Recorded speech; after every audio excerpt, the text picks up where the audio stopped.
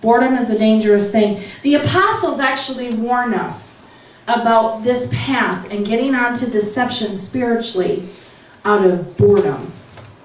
They warn us in 2 Peter 2, 2 Timothy 2, 2 Thessalonians 2, and the book of Jude. And I think it's funny because one day I wake up, the Lord's speaking to me, and he says, I want you to go read 2 Peter 2. I said, sure.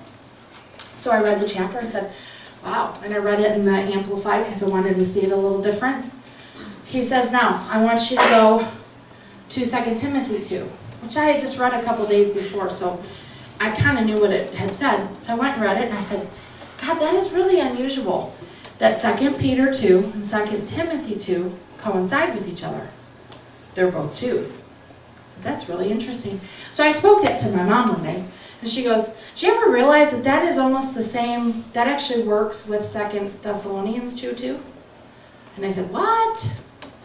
So we went and searched it up. So I'm studying this. And I'm like, no way. God wrote 3 different chapters, and they're all 2s, these warnings from these different apostles about last day deceptions and understanding that when people get bored, they start creating things weirdly, especially spiritually, and they're going to get off. And then he warns the church. Paul and Peter warn the church and warn them very harshly. And then the book of Jude, which really is 1 chapter.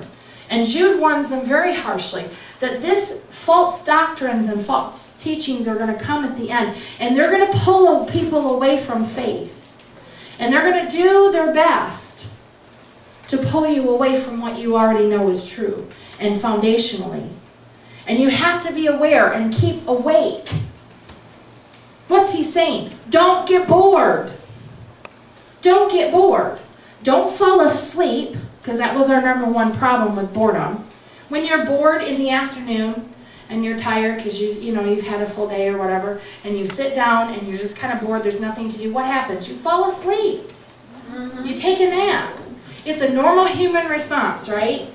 So we fall asleep spiritually, but when you get bored and you're like, oh, my life just doesn't have a lot to it, you know what, I need to create something and bring life back to it. That's when you can get in deception real quick, because you start looking for something, especially spiritually. I once had somebody tell me, I'm so hungry spiritually for the truth. I've always been a seeker of truth. Here's the problem. Your job to seek truth isn't to seek a thing, it's to seek a person. Truth is not a thing. It's not a concept. It's not a knowledge. It's not a theology. Truth is the person of Jesus Christ. And if you're not seeking him, you're out of line. Because it's not a concept. It's not a theology, and it's not a thought process. It is not an angel that brings new revelation. Truth is Jesus Christ, the person. The way, the truth. And if it's not him you're seeking, you're in error. It's really a simple concept. We have to stay in that he is the way, the truth, and the life, and no one comes to the Father but by him. There are foundational truths we can't veer from, even in our boredom sometimes. We can look at Christianity and be just like, it's just the same thing. I pray, I read my word, I'm doing this, and I just feel like nothing's happening. You know what? It is. God is working and building and stepping. You guys, you ever seen a house being built? Those first areas of foundation, it feels like nothing's happening. You go by where it's being built and you're just like, are they doing anything? That place is a pit. That area down there in EJ, that little corner thing, when they first made that hole and started doing that building, we drive by there and my kids are like, is there ever going to be a building there? Ever? Are they ever going to even begin? It didn't look like anything.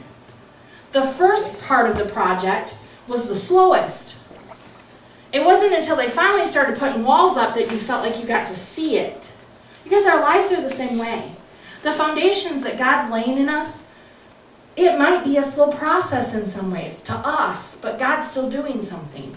Don't get bored in what he's doing. Be patient. Be patient with God. He is still working. He just works differently than us. He is not a microwavable God.